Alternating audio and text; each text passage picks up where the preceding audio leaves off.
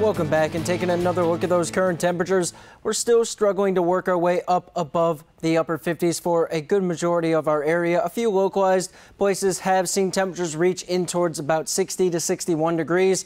Right now, we're looking at some of our warmer areas being right around 59 degrees, with some of our cooler areas like Unionville and Centerville and Albia still down in the low 50s. But no matter what, today we're going to be looking at a rather warm one with temperatures pushing back in towards the mid and lower 80s. But let's talk about the potential chances for strong to severe storms headed our way Friday and Saturday.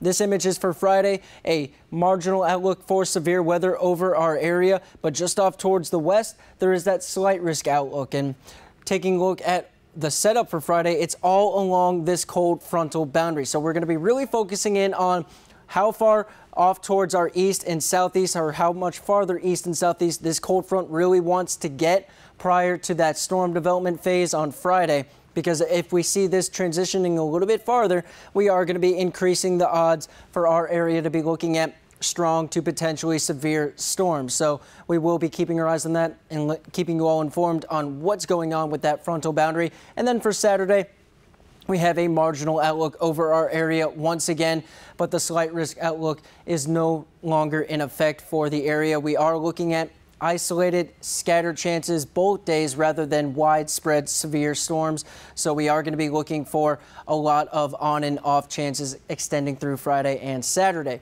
So what can we expect today? Well, a sunnier and a mild start to the day is not going to lead into a sunny and mild end to the day. It's going to be rather warm with temperatures reaching in towards the low to mid 80s with some rather high humidity values.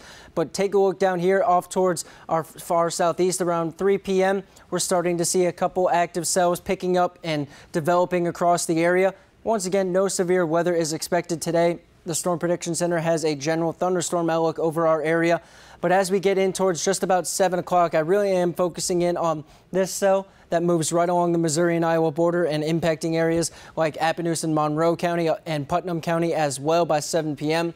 This is where we're going to see periods of pretty heavy downpours, some stronger winds as well, maybe some smaller hailstones embedded in that core.